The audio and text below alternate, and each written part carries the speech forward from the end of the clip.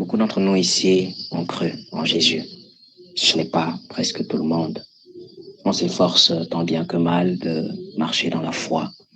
On va dans les réunions d'église, on assiste à des prières, on lit la Bible. Bon, certains, parfois, quand ils sont trop occupés, ils lisent pas beaucoup. Il y en a qui lisent. On essaie de se battre pour les choses de Dieu. Parfois, quand ça nous tient à cœur, on va aux évangélisations, on s'implique dans des choses, on fait des choses. Et c'est pas mauvais à la base.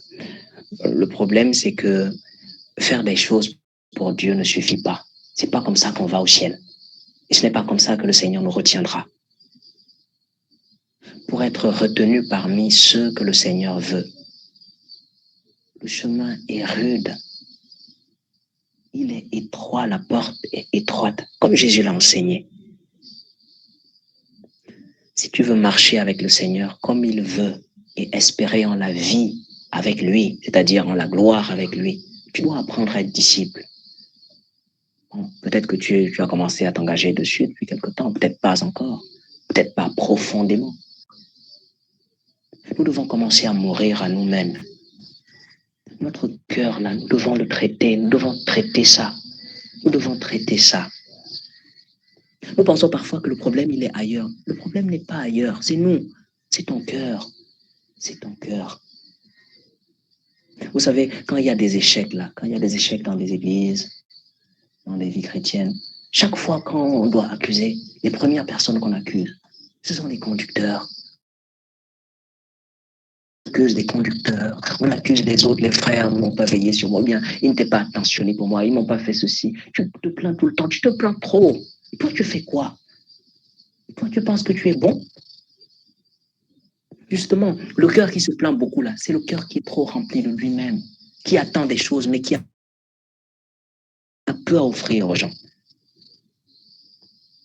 Celui qui veut vraiment être un vrai disciple du Seigneur, c'est-à-dire, si tu veux porter du fruit qui plaise à Dieu, apprends à mourir à toi-même. Apprends à mourir au regard des gens. Apprends à mourir à cette volonté-là, toujours vouloir être comme les autres.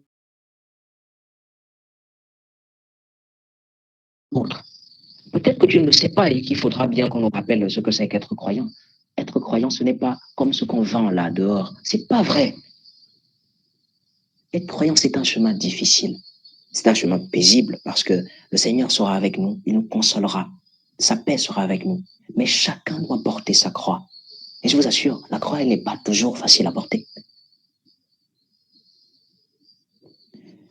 Ainsi, je veux nous rappeler et nous exhorter notre cœur à prendre garde à notre marche. Quel est notre type de cœur? Quel est ton type de cœur? Pour commencer à arranger les choses, il faut que tu sois honnête envers toi-même. Parce que si tu continues toujours à te victimiser, si tu continues toujours à penser que tu connais, que tu es quelque chose, tu n'iras jamais loin. Regarde ta vie, c'est tout sec, il n'y a rien.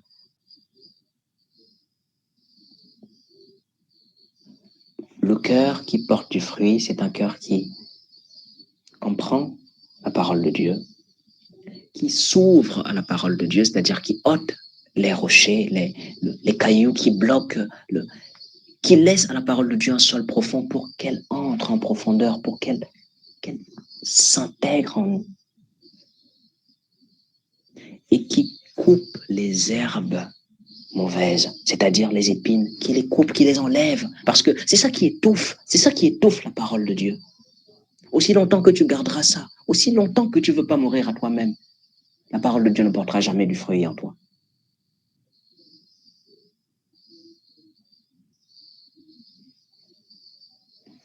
Voilà, je vais m'arrêter là pour aujourd'hui, espérant avoir dit quelque chose d'utile à chacun d'entre nous. Et je vous remercie de m'avoir écouté, que ce soit pour la fois passée ou pour aujourd'hui. Comme les frères ont bien voulu que je continue et que je finisse cette parole. Que Dieu, notre Père, nous aide tous, du moins pour ceux qui sont disposés à grandir dans le Seigneur, à revoir leur vie, à voir leur vie avec un peu plus de sérieux, à se concentrer sur eux-mêmes, que toujours à penser à la vie des autres.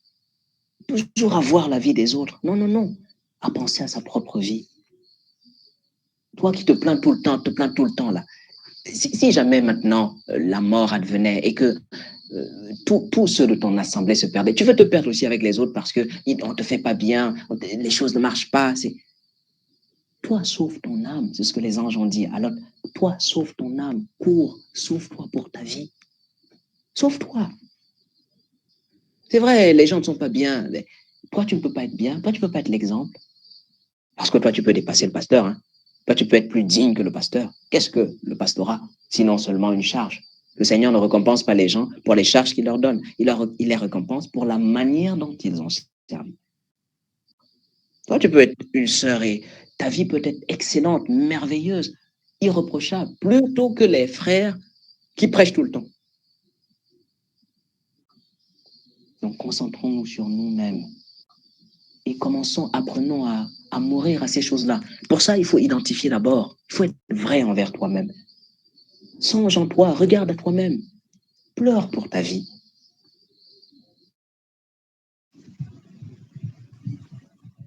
Et les prendre les proches qui comptent pour ton vie. Je m'arrête là et que la paix de Dieu soit avec vous.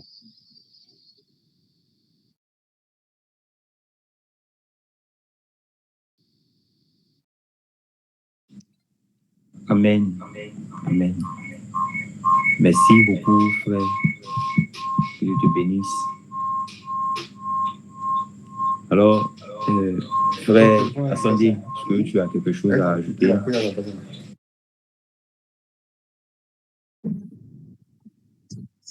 Vraiment, je veux juste rendre grâce à Dieu. Voilà, dire merci au frère Joël pour ses paroles. Et puis, dire merci aussi à tous les frères, les sœurs, à tous les invités, tous ceux qui ont été présents. C'est surtout, voilà, nous dire que chacun prête vraiment oreille à ces quelques paroles-là. C'est comme cela qu'il y a environ, on va dire 2000 ans environ, voilà, un jeune homme d'environ 30 ans parlait en Israël. C'était lui qui était le porteur donc du message de Dieu pour la vie éternelle. Et je veux que chacun de nous, ces paroles qu'on a entendues là, qu'on les considère, qu'on ne prenne pas ça avec légèreté. Voilà, que nous puissions examiner vraiment nos cœurs et puis devant Dieu pour vraiment faire des corrections, des réparations sincères.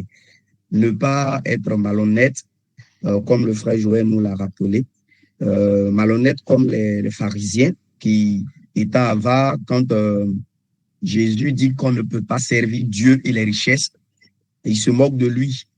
Et je pense qu'en se moquant, il rappelait peut-être ironiquement des paroles du genre, ah, mais Salomon, il était multimillionnaire, mais il servait Dieu.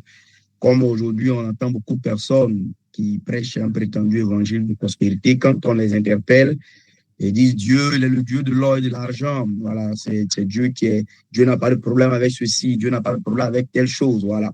Dernièrement, j'ai entendu sur les réseaux sociaux un prédicateur dire même que si vous êtes pauvre, vous ne pouvez pas connaître Dieu.